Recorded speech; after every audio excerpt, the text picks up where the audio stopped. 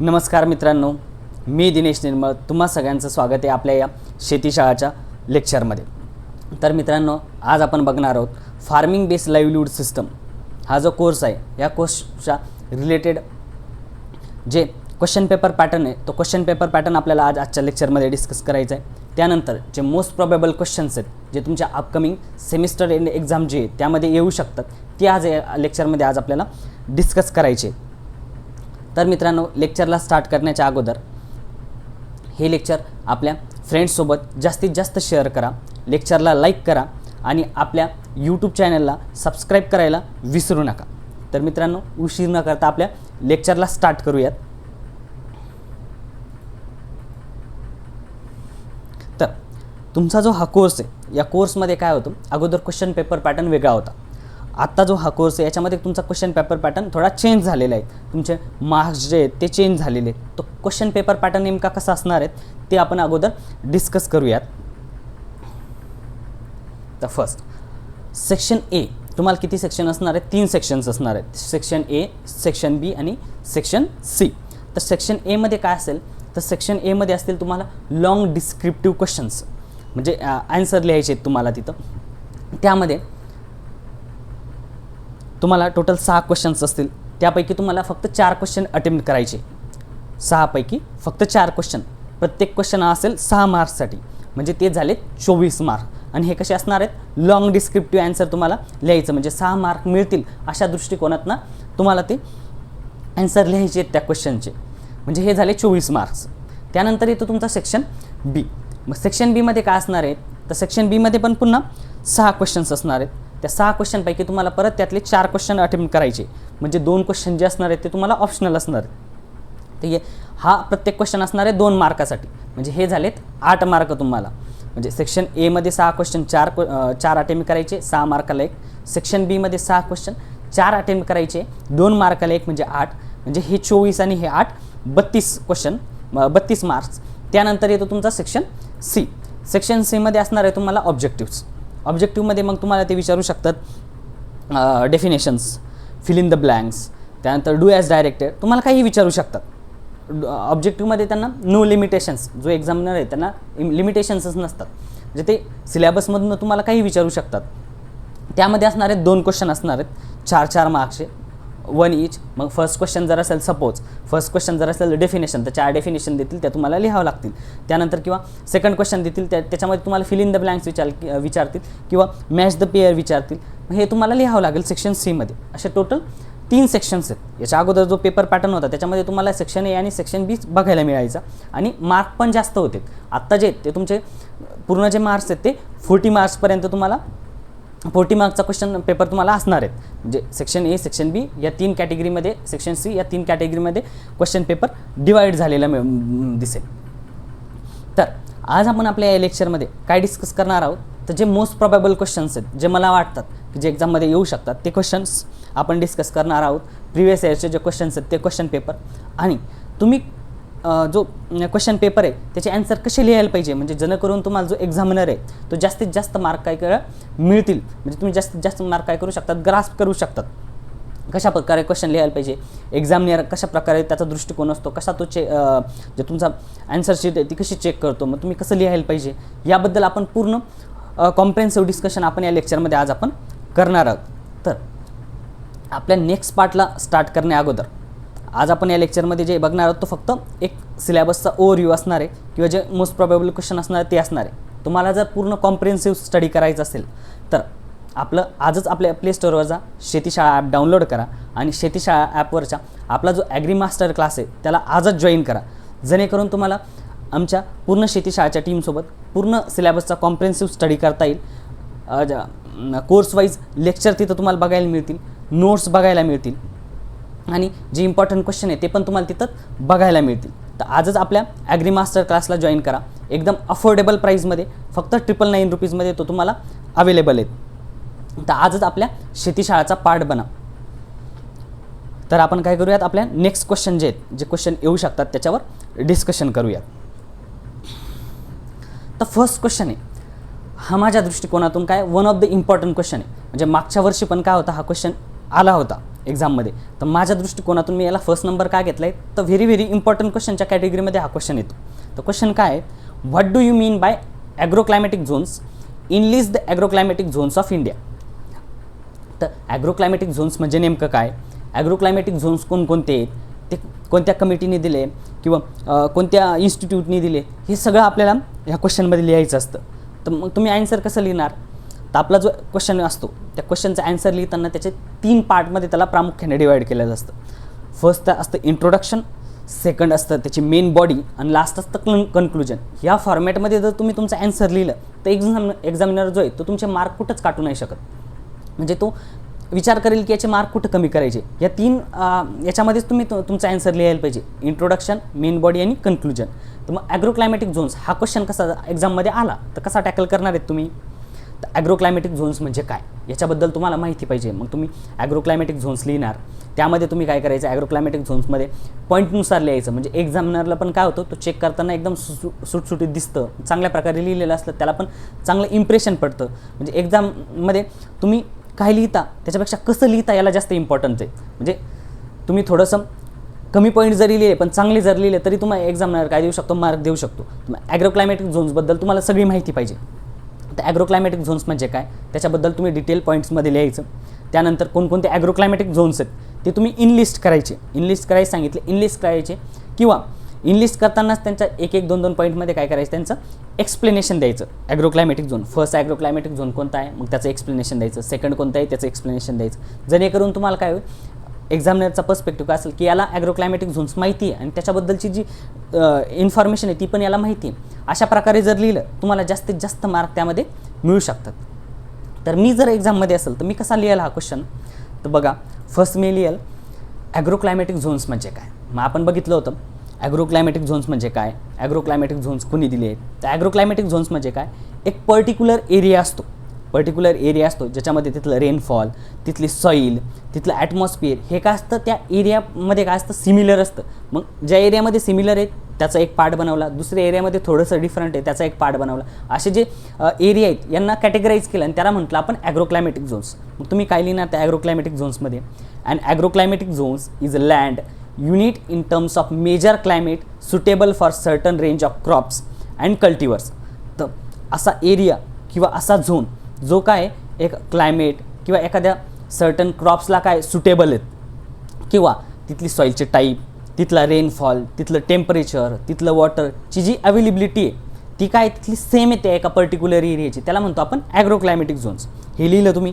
त्यानंतर तुम्हाला याच्याबद्दल काय, मी आता जे ॲन्सर फ्रेम करून आणलं आहे ते ॲन्सर काय शॉर्टमध्ये असणार आहे. माझ्यासाठी इथं लिमिटेशन्स आहेत. तुम्हाला एक्झाममध्ये लिमिटेशन्स नाही, तुम्हाला सप्लिमेंट पण मिळते एक्झाममध्ये एक्स्ट्रा कितीही लिहू शकतात.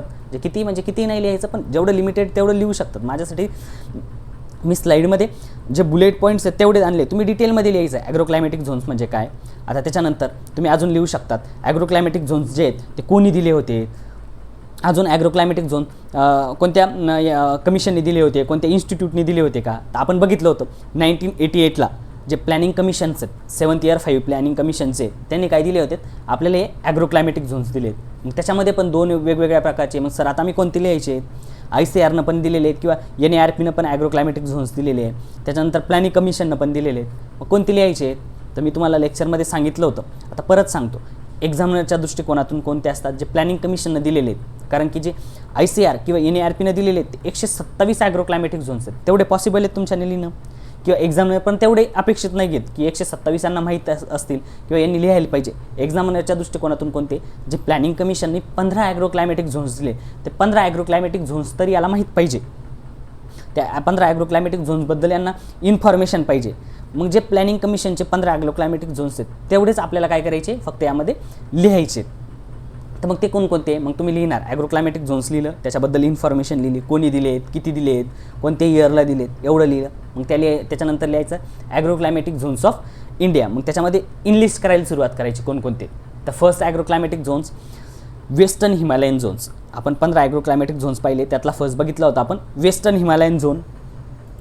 त्याच्यानंतर ईस्टर्न हिमालयन झोन्स, त्यानंतर lower Gangetic plains, middle Gangetic plains, upper Gangetic plains, trans Gangetic plains, eastern plateau and hills, central plateau and hills, western plateau and hills, southern plateau and hills, east coast plain and hills, त्यानंतर west coast plain and ghats, Gujarat plains and hills zone, त्यानंतर western dry zone, आणि लास्टचा 15 नंबरचा होता ईस्टलँड्स region. हे 15 agroclimatic zones बघितले होते. आता मी इनलिस्ट केलेत. तुम्ही काय करू शकतात जेणेकरून तुम्हाला एक्झामला जास्त मार्क देईल. तर जो फर्स्ट लिहिला तुम्ही वेस्टर्न हिमालयन झोन, त्याबद्दल एकदम शॉर्टमध्ये 2 पॉईंटमध्ये त्याच्याबद्दल कोणत्या एरिया कवर करतो किंवा कोणत्या स्टेट्समधून हा वेस्टर्न हिमालयन झोन्स आहे, तिथली सॉईलची टाईप कशी आहे, तिथलं इन्व्हायरमेंट कसं आहे, एवढं शॉर्ट्समध्ये जरी लिहिलं प्रत्येक याचं, फर्स्ट याचं, सेकंड याचं, थर्ड याचं थोडं जरी लिहिलं काय होईल, एक्झामिनरवर काय पडेल, तुमचं चांगलं इम्प्रेशन पडेल की याच्याबद्दल पण जास्त माहिती आहे. यांनी फक्त इनलिस्ट न करता यांनी याच्याबद्दल इन्फॉर्मेशन थोडीशी एक्स्ट्रा लिहिली, जेणेकरून तो काय देईल तुम्हाला आउट ऑफ मार्क देऊ शकतो. म्हणजे आपल्याला पासिंग पुरते मार्क नाही घ्यायचे, आपल्याला चांगले मार्क घ्यायचे, चांगले मार्क मिळवायचे आहेत. तर त्यासाठी तुम्हाला या प्रकारे जर लिहिलं तरच तुम्हाला चांगले मार्क मिळू शकतात. पासिंग पुरते मार्क मोस्ट ऑफ, आपण ॲग्रिकल्चरचे स्टुडंट आहोत, मोस्ट ऑफ स्टुडंट काय करतात, पासिंग पुरते मार्क आपला असतो 1 नाईट स्टडी, रात्री बसायचं सकाळी एक्झामला जायचं. याच्यावर सगळ्यांनी त्यांचे जे ग्रॅज्युएशन आहे ते पूर्ण केलेलं आहे. त्याच्यामुळे आपल्याला जर चांगले मार्क्स मिळवायचे असतील तर आपल्याला काय करायचं आहे, बाकीच्यांपेक्षा वेगळा अप्रोच ठेवावा लागेल. मग बाकीच्यांपेक्षा वेगळा अप्रोच कसा, तर ॲग्रोक्लायमॅटिक झोन्स लिहिलं, ते इनलिस्ट केलं, तर इनलिस्ट करताना त्याच्याबद्दल 1-1, 2-2 लाईन्समध्ये त्याची एक्स्ट्रा इन्फॉर्मेशन लिहायची, जेणेकरून चांगलं इम्प्रेशन पडेल आणि आपल्याला एक्झामला जास्त मार्क्स देईल. हा झाला तुमचा क्वेश्चन जो आहे त्याचा ॲन्सर लिहिण्याचा अप्रोच, जेणेकरून तुम्हाला चांगले मार्क मिळतील.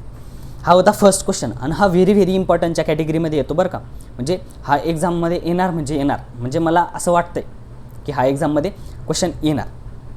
त्यानंतर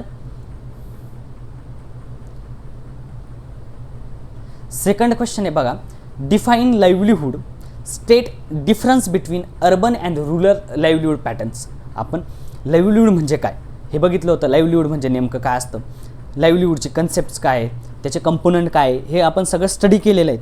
मग लाईव्हलीहूड काय, लाईव्हलीहूड म्हणजे काय, the livelihood comprises the capabilities, asset, activities required for means of living किंवा सपोर्टिंग ऑफ लाईफ. आपल्याला जीवन जगताना आपली जी उपजीविका भागवायची आपल्याला, ते जीवन जगत असताना ज्या गोष्टींची आपल्याला गरज आहे, ज्या गोष्टी आपण करतो, ज्या ॲसेट्स आपल्याकडे, ज्या कॅपेबिलिटीज आपल्यामध्ये, त्याला आपण कॉम्प्रेहेन्सिव्ह का म्हणत असतो, लाईव्हलीहूड म्हणत असतो. किंवा वे ऑफ लिव्हिंग, आपण जीवन कसं जगतो याला पण काय म्हणतो, आपण लाईव्हलीहूड म्हणत असतो. मग त्या लाईव्हलीहूडची आपण डेफिनेशन लिहिणार, त्या लाईव्हलीहूडच्या वेगवेगळ्या कन्सेप्ट्स आहेत, त्या कन्सेप्ट आपण लिहिल्या पाहिजेत. म्हणजे आता मी शॉर्ट्समध्ये लिहिले, तुम्ही पण तसं शॉर्टमध्ये नाही लिहायचं. फर्स्ट पॉईंट त्याची डेफिनेशन, मग त्याच्याबद्दल थोडीशी अजून एक्स्ट्रा इन्फॉर्मेशन, मग लाईव्हलीहूड म्हणजे काय, त्याच्यानंतर त्याच्यामध्ये काय काय फॅक्टर्स येतात ते आपण त्यामध्ये लिहिलं पाहिजे. त्याच्यानंतर त्याचा डिफरन्स बिटवीन, तर आपण तुमचा क्वेश्चन पेपर असणार आहे 6 मार्कला एक. तुम्हाला जो फर्स्ट सेक्शन आहे त्याच्यामध्ये तुम्हाला 6 मार्कला एक क्वेश्चन असणार आहे. तर लाईव्हलीहूडबद्दल तुम्ही लिहिलं, डिफाईन लाईव्हलीहूड, त्याच्यानंतर त्याचे थोडे एक्स्ट्रा पॉईंट लिहिले, त्याच्यामध्ये तुम्हाला 2 मार्क मिळतील. आणि जे नंतरचे ते डिफरन्स बिटवीन जो अर्बन आणि रुरल याच्यातला जो डिफरन्स आहे हा लिहिताना तुम्हाला 4 मार्क मिळतील. म्हणजे टोटल 6 मार्क तुमच्या असे इथं कवर होतात. तर आपण जो डिफरन्स आहे ग्रामीण भागातला आणि शहरी भागातला, आपण सगळेच जवळपास आता शेतकऱ्यांची मुलं आहोत, तर सगळ्यांना चांगल्या प्रकारे डिफरन्स माहिती आहे की ग्रामीण भागात कोणता आहे, शहरी भागात कोणता आहे. तुम्ही चांगल्या प्रकारे तिथं मांडू शकतात. तर आता मी तुमच्यासाठी इथे एक चार्ट तयार केला आहे. त्यामध्ये बघा ग्रामीण भागातला म्हणजे रुरल आणि अर्बन एक कॅटेगरी केली आहे. आणि कोणत्या पॉईंटवर मला डिस्कशन करायचं आहे किंवा मी कोणत्या पॉईंटमध्ये त्याला डिफरन्शिएट करू शकतो. तर फर्स्ट आहे मेन सोर्स. तर रुरल एरियामध्ये मेन सोर्स काय त्यांचा, ॲग्रिकल्चर. रुरल एरियामध्ये त्यांचा मेन सोर्स आहेत ॲग्रिकल्चर. अर्बन एरियामध्ये त्यांचा मेन सोर्स आहे सर्व्हिस किंवा इंडस्ट्री सेक्टर. तुम्ही असं लिहू शकता. त्यानंतर सेकंड, त्यांचे सोर्स कोणकोणते रुरल एरियामध्ये आपण बघतो नॅचरल सोर्सवर डिपेंड असतात, जसे लँड, वॉटर. तर अर्बन एरियामध्ये जर गेलो आपण, स्किल आणि एज्युकेशन असेल तर आपल्याला तिथं सर्व्हिस सेक्टरमध्ये काम करू शकतो, आपण इंडस्ट्रीमध्ये काम करू शकतो. त्यानंतर तिथला एम्प्लॉयमेंटचा टाईप, आपल्याकडे रुरल एरियामध्ये ग्रामीण भागामध्ये काय असतात, सिजनल असतं. म्हणजे सीझनवर काय असतं, आपली एम्प्लॉयमेंट डिपेंड असते. म्हणजे उन्हाळ्यामध्ये काय असतं, थोडं कमी काम असतं, पावसाळ्यामध्ये थोडंसं जास्त असतं. म्हणजे सीझनवर काय असते, आपली एम्प्लॉयमेंट डिपेंड असते.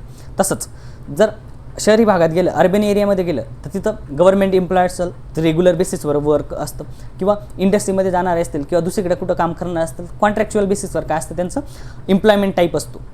त्याच्यानंतर इन्कमचा लेवल, रुरल एरियामध्ये काय एकदम लो किंवा मीडियम रेंजमध्ये काय मिळतो, इन्कम लेवल असते.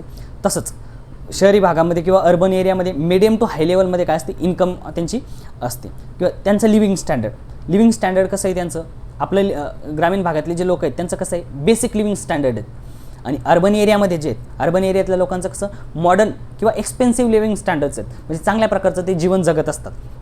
हे झाले डिफरन्शिएट करण्याचे पॉईंट. याच्यामध्ये तुम्ही अजून एक्स्ट्रा पॉईंट करू शकतात, ॲड करू शकतात. हे लिमिटेड नाही आहेत, याच्यामध्ये अजून एक्स्ट्रा पॉईंट तुम्ही ॲड करू शकतात. मग हा क्वेश्चन लिहिताना तुम्हाला 6 मार्क इझिली मिळतात, कारण की डिफरन्शिएटमध्ये तुम्ही मिनिमम 5 ते 6 काय लिहायला पाहिजे, डिफरन्शिएशन त्याचे पॉईंट त्याच्यामध्ये आले पाहिजेत, जेणेकरून त्याचे जे 4 मार्क आहेत ते 4 मार्क तुम्हाला इझिली मिळतील. आणि डेफिनेशन जी आहे लाईव्हलीहूडची आपल्याला सगळ्यांना चांगल्या प्रकारे येते, म्हणजे कोर्सच जवळपास त्याच्यावर डिपेंड आहेत. सगळ्यांना लाईव्हलीहूडबद्दल चांगल्या प्रकारे माहीत असतं, त्याच्याबद्दल ते तुम्ही पॉईंटमध्ये जर लिहिलं तुम्हाला जास्तीत जास्त मार्क याच्यातून मिळू शकतात. त्यानंतर हे बघा थर्ड क्वेश्चन्स. या थर्ड क्वेश्चनमध्ये काय, define farming system. Farming system म्हणजे काय, त्यानंतर write the role of farming system in rural livelihood. त्याचं रोल काय, फार्मिंग सिस्टम म्हणजे काय, त्या फार्मिंग सिस्टमचा रोल काय, ग्रामीण भागातली जी लाईव्हलीहूड आहे त्याच्यामध्ये रोल काय या फार्मिंग सिस्टमचा.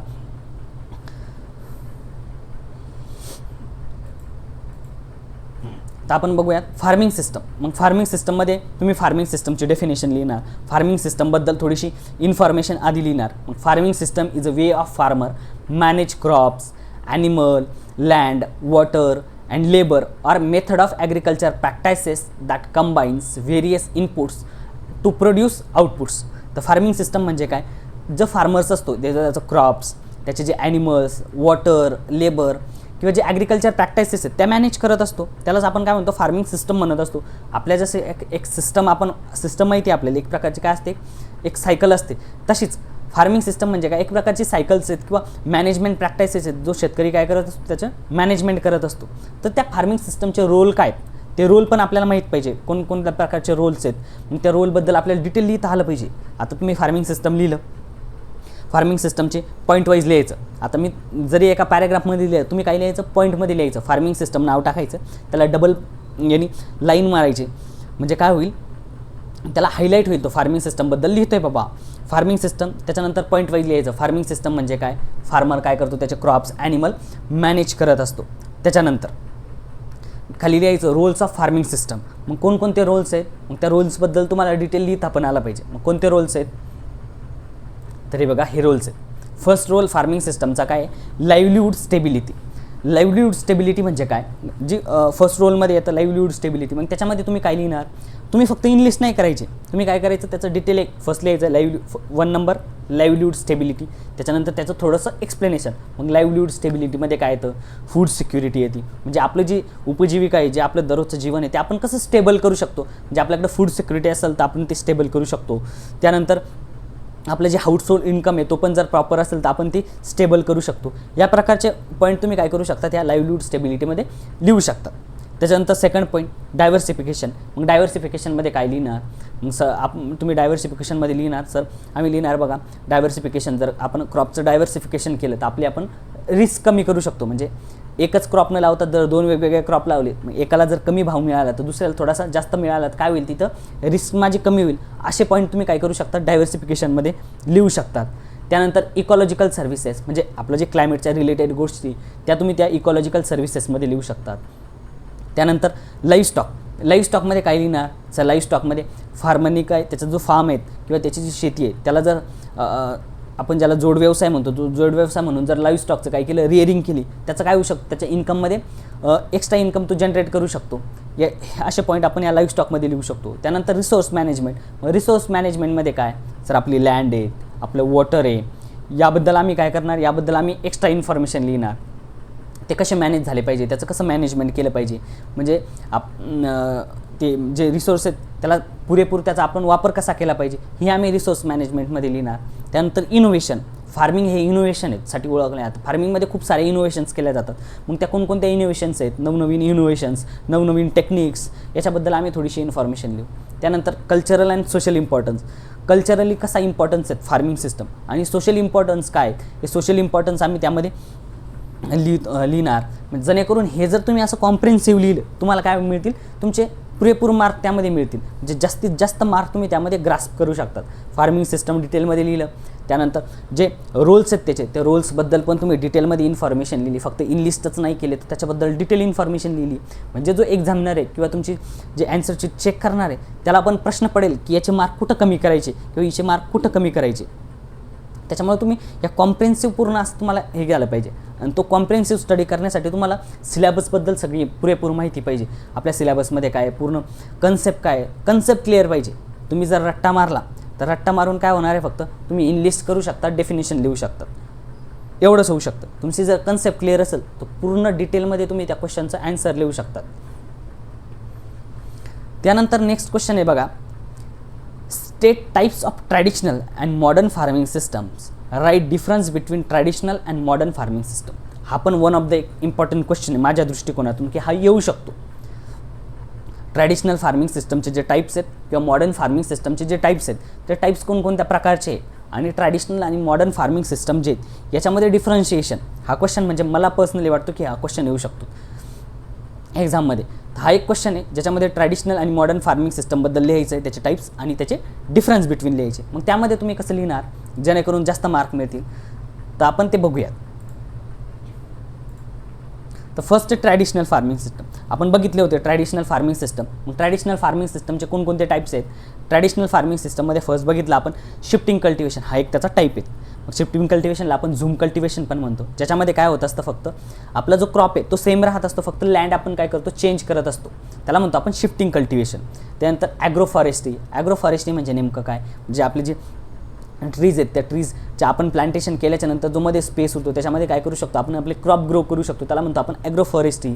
मिक्स क्रॉपिंग, 2 किंवा 2पेक्षा जास्त क्रॉप एकाच फील्डवर एकत्र सायमल्टेनियसली लावून त्याला म्हणतो आपण मिक्स क्रॉपिंग.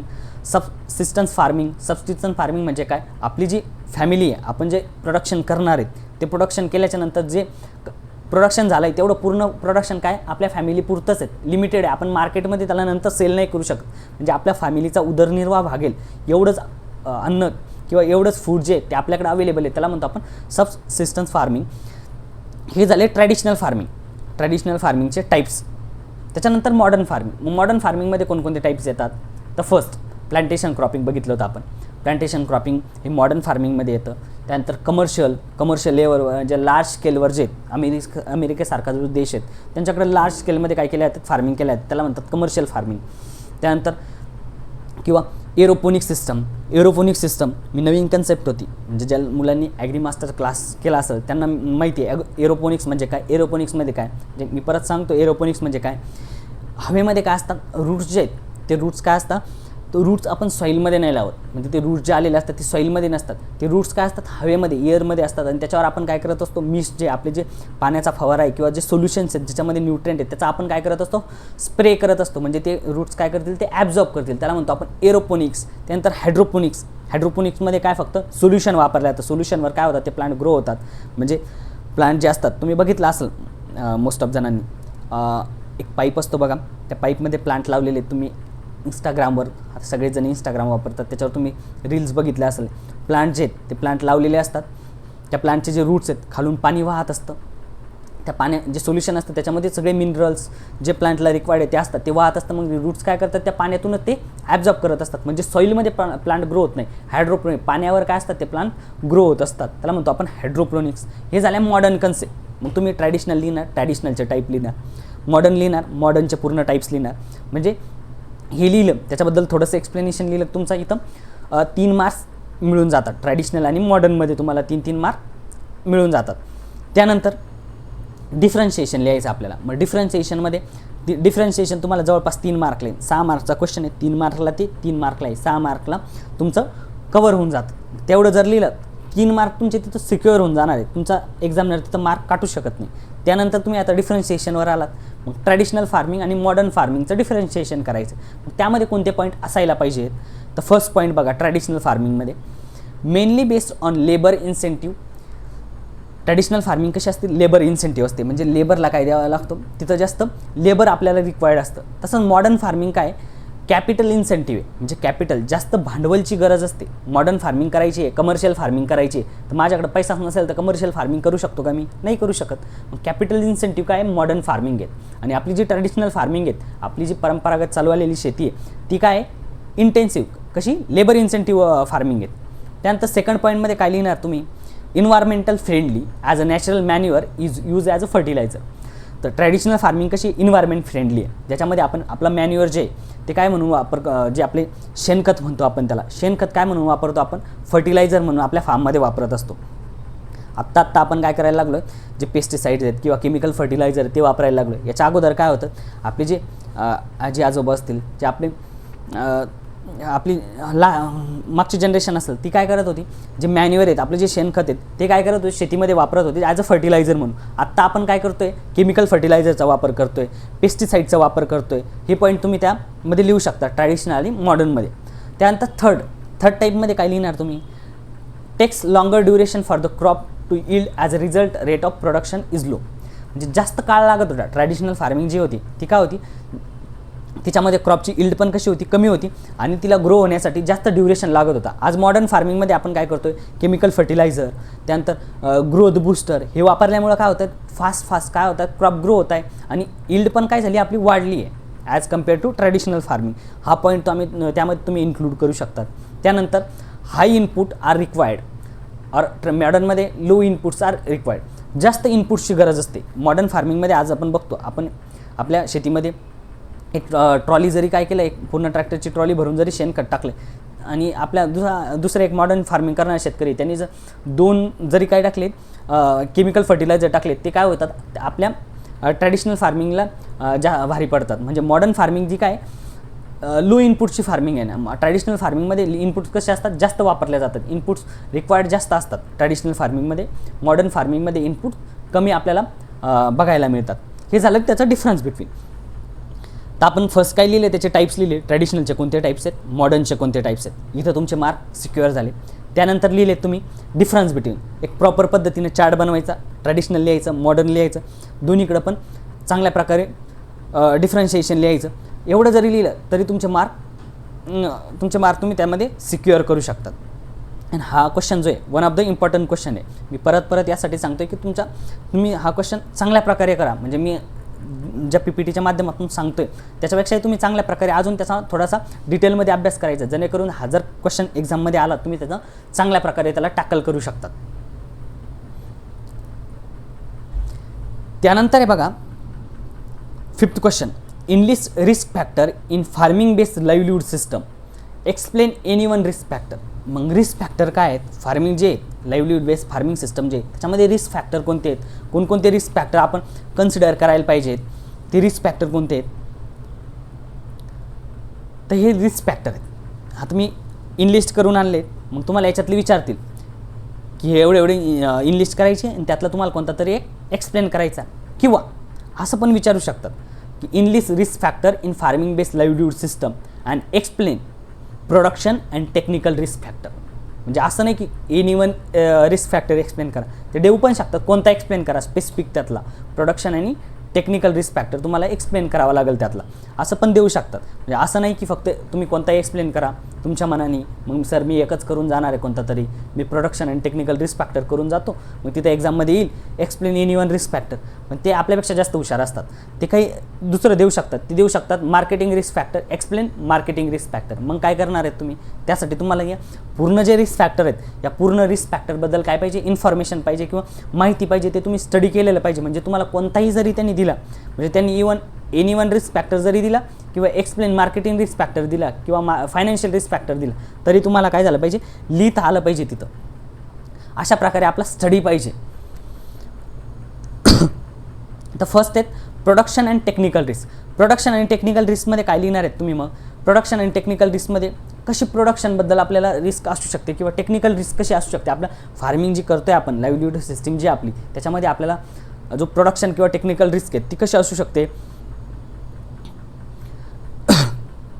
त्याच्यानंतर मार्केटिंग रिस्क कशी असू शकते. मार्केटिंग रिस्कमध्ये प्राईस कमी झाला, मार्केटमध्ये एकदम फ्लक्च्युएशन येऊन गेलं आहे, आपला क्रॉप आहेत आता मार्केटमध्ये विकायचं पण प्राईस खूप कमी झाली, अशा प्रकारची रिस्क येऊ शकते. त्यानंतर फायनान्शियल रिस्क. फायनान्शियल रिस्कमध्ये काय, आपल्याला शेती करायची पण त्यासाठी आपल्याला जी कॅपिटल हवी ती कॅपिटल आपल्याकडे सध्या अवेलेबल नाही आहे, मग तेच फायनान्शियल रिस्कच्या कॅटेगरीमध्ये येतं.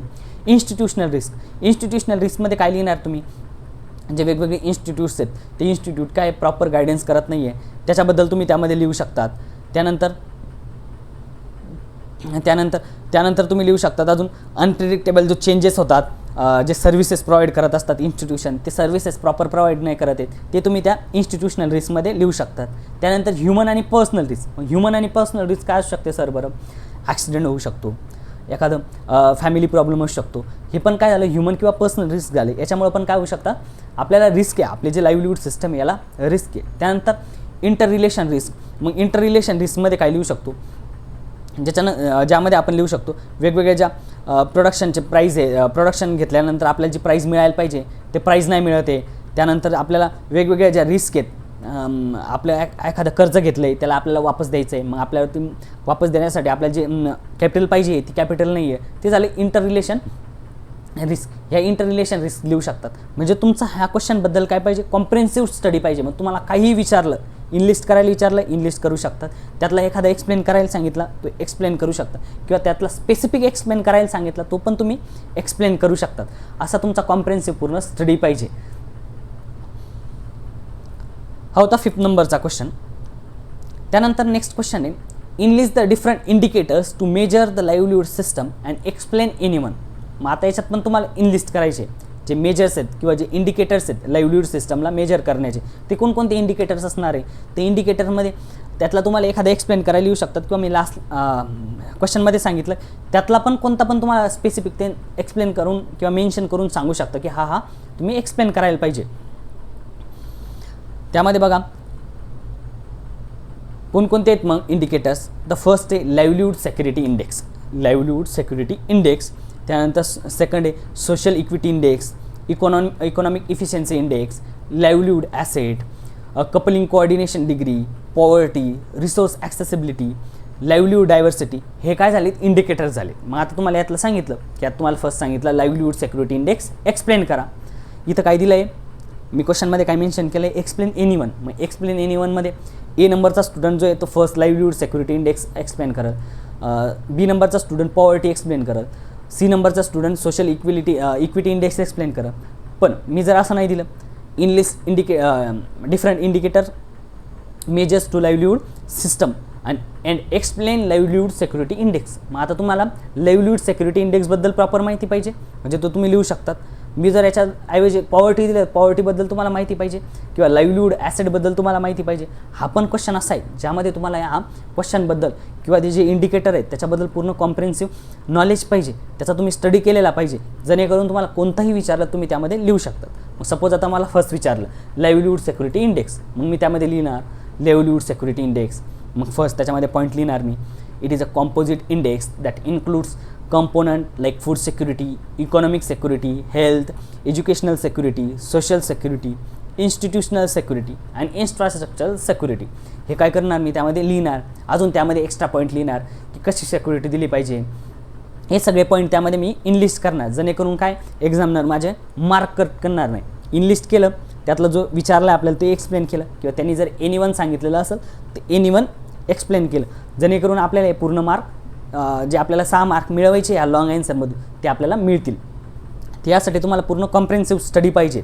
कॉम्प्रिहेन्सिव्ह स्टडी कुठून करणार आहे तर मी परत एकदा सांगतो की आपल्या ॲग्री मास्टर क्लास जो आहे त्या ॲग्री मास्टर क्लासला जॉईन करा आणि आजच आपल्या शेतीशाळाचा पाठ बना, जेणेकरून तुम्हाला या पूर्ण कन्सेप्ट जे आहे त्या पूर्ण कन्सेप्ट तुम्हाला क्लिअर केल्या जातील. म्हणजे जेणेकरून तुम्हाला एक्झाममध्ये जो क्वेश्चन लिहायचा आहे त्याबद्दल तुम्हाला एक्सप्लेन एनीवन न म्हणता त्यांनी जर स्पेसिफिक जरी दिला तरी तो तुम्हाला लिहिता आला पाहिजे. तर आजच आपला ॲग्री मास्टर क्लास जॉईन करा. त्यानंतर हा होता सेक्शन ए. सेक्शन एमध्ये आपण बघितलं आपल्याला जवळपास 6 क्वेश्चन देणार आहेत. 6 पैकी आपल्याला ते 4 क्वेश्चन लिहायचे आहेत. 4 क्वेश्चनपैकी 6 मार्कला एक क्वेश्चन असणार आहेत. आपण पूर्ण कसं लिहायचं त्याबद्दल आपण डिटेल एक्सप्लेनेशन या सेक्शन एमध्ये बघितलं. मग सेक्शन बीमध्ये काय असणार आहेत तर सेक्शन बीमध्ये आपण बघितलं आपल्याला शॉर्ट्स आन्सर असणार आहेत, ज्याच्यामध्ये पण आपल्याला 6 क्वेश्चन असतील. 6 क्वेश्चनपैकी आपल्याला किती लिहायचे, 4च क्वेश्चन लिहायचे, 2-2 मार्कला क्वेश्चन असतील, म्हणजे 8 मार्क आपल्याला तिथून मिळवायचे. मग शॉर्ट क्वेश्चनमध्ये सर आम्ही कसं लिहायचं, आता आम्हाला लॉंग आन्सरमध्ये कळालं की इनलिस्ट करायचं, आपल्याला जे विचारलं आहे इंट्रोडक्शन लिहायचं, त्याचं मेन बॉडी लिहायची आणि कन्क्लुजन लिहायचं. या 3 पॅरामीटरवर जर आपण लिहिलं तर आपल्याला मार्क मिळतील. सर आता लॉंगचं कळालं, मग शॉर्टचं आन्सरला कसं टॅकल करायचं ते एकदा सांगा. तर शॉर्ट आन्सरमध्ये बघा, सपोज फर्स्ट क्वेश्चन आहे. फर्स्ट क्वेश्चन काय आहे, explain in short integrated farming system. आता इंटिग्रेटेड फार्मिंग सिस्टम म्हणजे काय याच्याबद्दल आपल्याला एक्सप्लेन करायला सांगितलं आहे. सर हा 2 मार्कला क्वेश्चन आहे, मग सर आम्ही किती लिहायला पाहिजे याच्यामध्ये? तर 2 मार्कला क्वेश्चन आहे ना, तर आपल्याला विचारलं आहे explain in short integrated farming system. मग आता इंटिग्रेटेड फार्मिंग सिस्टमची तुम्ही फर्स्ट आधी काय लिहायची, डेफिनेशन लिहायची. इंटिग्रेटेड फार्मिंग सिस्टम म्हणजे काय? इंटिग्रेटेड फार्मिंग सिस्टममध्ये तुम्ही लिहिणार it is a holistic approach to combine multiple agriculture enterprises such as crop cultivation, livestock rearing etcetera. काय करायचं आहे आपल्याला? मर्ज करायचं आहे किंवा इंटिग्रेट करायचं आहे, त्याला म्हणतो आपण इंटिग्रेटेड फार्मिंग सिस्टम. जे एकापेक्षा जास्त, 2पेक्षा जास्त काय करायचे, एंटरप्राइजेस कंबाईन करायचे, यालाच म्हणतो आपण इंटिग्रेटेड फार्मिंग सिस्टम. मग तुम्ही आता डेफिनेशन लिहिली. त्यानंतर सेकंड पॉईंटमध्ये त्याच्याबद्दल अजून इन्फॉर्मेशन लिहायची. मी आता जर बुलेट पॉईंटमध्ये लिहिलं असं, तुम्हाला डिटेलमध्ये लिहायचं आहे की इंटिग्रेटेड फार्मिंग सिस्टम म्हणजे काय. त्याच्यानंतर त्याचे पॉईंट्स लिहायचे. म्हणजे तुम्ही कमीत कमी ॲटलिस्ट 6 ते 7 पॉईंट काय लिहायला पाहिजे. 2 मार्कला क्वेश्चन आहेत, आपण 4 पॉईंट लिहायला पाहिजे की अर्ध्या मार्कला 1 पॉईंट देतील बाबा. तर अर्ध्या मार्कला 1 पॉईंट देण्यापेक्षा आपण 6 ते 7 काय लिहायचे, एक्स्ट्रा लिहायचे, म्हणजे जेणेकरून तो मार्क आपले काटू नाही शकत. जो एक्झामनर आहे आपले मार्क कट नाही करू शकत. मग आपण डेफिनेशन लिहिली, त्यानंतर आपण पॉईंट लिहिणार. It combine multiple farm component, waste of one component become input for another, increase productivity on same land, improve sustainability and reduce cost. यासारखे पॉईंट आपण काय करणार, त्याच्या खाली लिहिणार, जेणेकरून आपले काय होईल, एक्स्ट्रा पॉईंट होतील आणि एक्झामनर आपले मार्क कट करणार नाही. हा झाला फर्स्ट क्वेश्चन.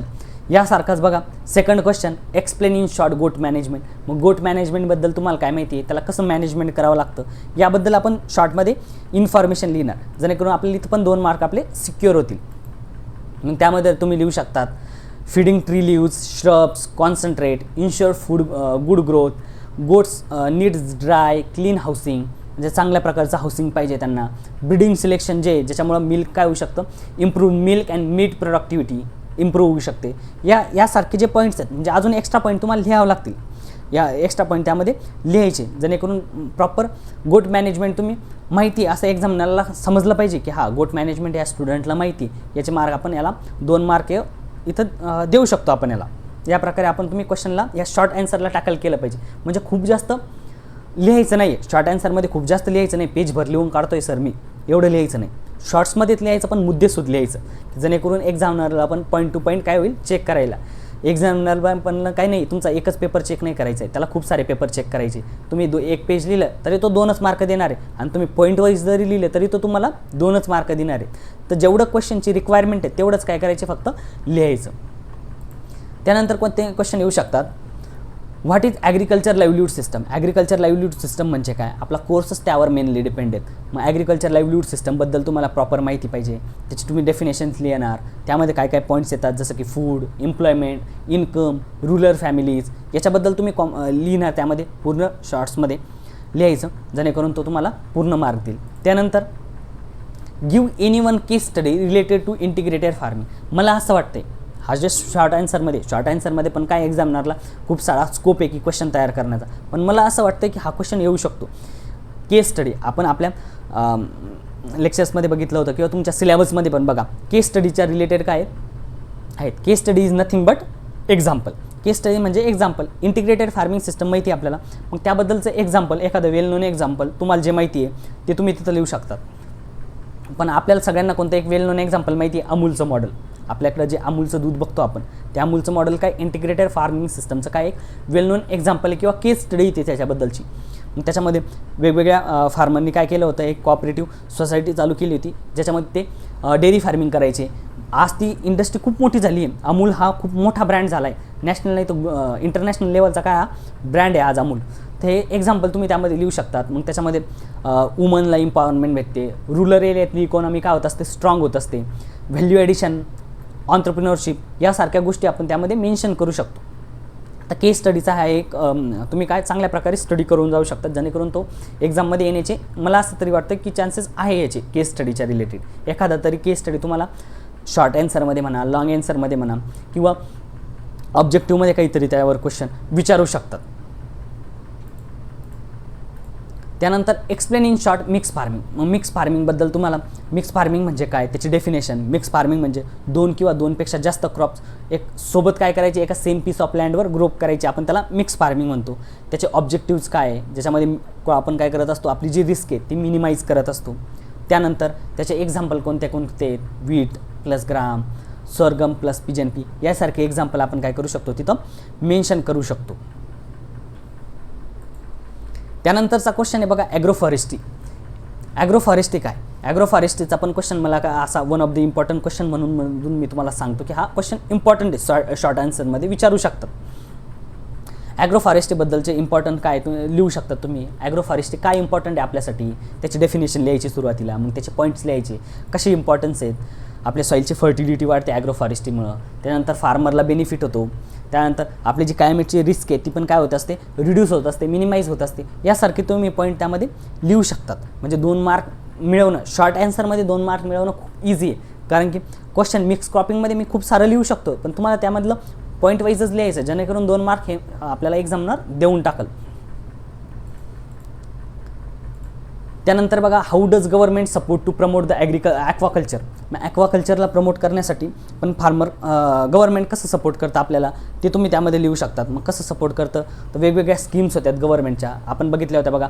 PMMSY त्याचा लॉंग फॉर्म होतो प्रधानमंत्री मत्स्य संपदा योजना, जी 2020-21 ते 24-25 होती, ज्याच्यामध्ये पॉन्ड कन्स्ट्रक्शनसाठी, फीडसाठी, इक्विपमेंटसाठी काय करत होते गव्हर्नमेंट सबसिडीज किंवा लोन प्रोव्हाइड करत होतो. जवळपास या स्कीमसाठी 20,050 करोड रुपयाचा काय होता आउटलेट होता, म्हणजे 20,050 करोड रुपये या स्कीमसाठी गव्हर्नमेंटने दिले होते. त्याच्यानंतर नाबार्डबद्दल लिहू शकतो की नाबार्ड आपल्याला काय देतात, क्रेडिट देतात, म्हणजे लोन प्रोव्हाइड करतात कमी इंटरेस्टवर. त्यानंतर वेगवेगळे इन्स्टिट्यूट्स आहेत, जसं की ॲग्रिकल्चर रिसर्च स्टेशन, आपलं कृषी विज्ञान केंद्र, या इन्स्टिट्यूटमार्फत काय केलं आहे ते शेतकऱ्यांना ट्रेनिंग प्रोव्हाइड केल्या जातात. हे गव्हर्नमेंटचा काय झाला सपोर्ट झाला, कशासाठी, ॲक्वाकल्चरला प्रमोट करण्यासाठी. हा एक क्वेश्चन विचारला जाऊ शकतो. त्यानंतर explain digitalisation in agriculture. Agriculture म्हणजे जे डिजिटलायझेशन आहे होतं आहे, हा पण क्वेश्चन विचारण्याचे चान्सेस आहेत बरं. हा म्हणजे मोस्ट ऑफ मी ह्या स्लाईडमध्ये किंवा हे लेक्चरमध्ये आपण जे क्वेश्चन डिस्कस करतो आहे ते मोस्ट प्रोबेबल क्वेश्चन आहेत की येण्याचे चान्सेस हा आहेत. हे क्वेश्चन तरी तुम्ही सगळ्यांनी काय केले पाहिजेत, प्रॉपर यांचा अभ्यास केला पाहिजे, जेणेकरून तो एक्झाममध्ये आले तर तुम्ही ते चांगल्या प्रकारे लिहू शकतात. मग डिजिटलायझेशन ॲग्रिकल्चरमध्ये काय बदल झाला आहे त्याच्याबद्दल थोडंफार एक्सप्लेन करायचं, जसं की डिजिटल टूल काय करतायत ॲग्रिकल्चरला ट्रान्सफॉर्म करतायत, मोबाईल ॲपचा वापर होतो आहे आज आपल्याला, प्राईस बघतो आपण आपल्या घर बसल्या मोबाईलची कोणत्या मार्केटमध्ये किती प्राईस आहे. त्यानंतर ड्रोनची स्प्रेइंग होते, ऑनलाईन इनपुट्स जे आहेत ते आपण परचेस करू शकतो किंवा सेल पण करू शकतो. त्यानंतर जी ॲक्युरेसी आहे आणि कॉस्ट पण काय होतं आज रिड्यूस होते, कशामुळं, या डिजिटलायझेशनमुळं. यासारखे क्वेश्चन येण्याचे चान्सेस जास्त आहे. आणि ह्यासारख्या क्वेश्चनला तुम्ही कसं टॅकल केलं पाहिजे हे आपण पूर्ण या लेक्चरमध्ये आपण बघितलं. हा होता सेक्शन बी, ज्याच्यामध्ये 6 क्वेश्चन येणार आहे, 4 अटेम्प्ट करायचे, 2-2 मार्कला 1 क्वेश्चन असणार आहे. हा होता सेक्शन बी. त्यानंतर सेक्शन सी. मग सेक्शन सीमध्ये काय आहे, सेक्शन सीमध्ये येऊ शकतात तुम्हाला डेफिनेशन्स. त्याच्यामध्ये किती असणार आहेत, 2 क्वेश्चन, 4 मार्कला 1 क्वेश्चन, दुसरा क्वेश्चन 4 मार्कला. मग त्याच्यामध्ये फर्स्ट सपोज क्वेश्चन एमध्ये 4 डेफिनेशन आल्यात. फर्स्ट डेफिनेशन आली ॲग्रिकल्चर लाईव्हलीहूड सिस्टमची किंवा फार्मिंग सिस्टमची, प्रिव्हिलंट फार्मिंग सिस्टमची, ॲग्रो फॉरेस्ट्री सिस्टमची. यासारख्या क्वेश्चन डेफिनेशन तुम्हाला येऊ शकतात. मग त्या 4 डेफिनेशन तुम्ही लिहायच्या, 1-1 मार्कला 1-1 असणार आहे, 4 मार्क तिथं मिळाली. त्यानंतर अजून त्यातला सेकंड क्वेश्चन असणार आहे. मग सेकंड क्वेश्चनमध्ये त्याला खूप मोठा स्कोप आहे, जे क्वेश्चन पेपर सेट करणार आहे त्यांना तिथं खूप मोठा स्कोप आहे. तिथं डू ॲज डायरेक्टेड, म्हणजे तुम्हाला ट्रू ऑर फॉल्स विचारू शकतात, फिल इन द ब्लँक्स विचारू शकतात, मॅच द पेअर विचारू शकतात. म्हणजे त्यांना सिलेबसमधून खूप सारा स्कोप आहे. इथं काही पण विचारण्याचे काय चान्सेस आहेत. सिलेबस जेवढा आहे त्या सिलेबसमधून तुम्हाला विचारण्याचे खूप जास्त चान्सेस आहेत. तर सेक्शन बीमध्ये सेक्शन सीमधला जो आहे क्वेश्चन 2 डू ॲज डायरेक्टेड, त्याच्यामध्ये तुम्हाला fill in the blanks, match the pair किंवा ट्रू अँड फॉल्स विचारू शकतात. आणि ह्या डेफिनेशन्स, ह्या मोस्ट इम्पॉर्टंट किंवा मोस्ट प्रोबेबल डेफिनेशन ज्या की मला वाटतात की येऊ शकतात, त्या मी इथं इनलिस्ट केल्या आहेत. हा होता आपला पूर्ण पेपरचा पॅटर्न. तुम्ही कसे क्वेश्चन टॅकल करायला पाहिजेत, त्या क्वेश्चनला तुम्ही कसं लिहायला पाहिजे, जेणेकरून तुम्हाला जास्तीत जास्त मार्क तुम्हाला मिळू शकतात. हे सर्व आपण या लेक्चरमध्ये आज आपण बघितलं.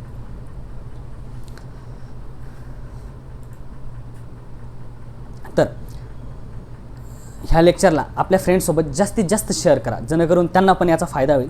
या लेक्चरला लाईक करा आणि आपल्या या शेतीशाळाच्या यूट्यूब चॅनलला सबस्क्राईब करायला विसरू नका.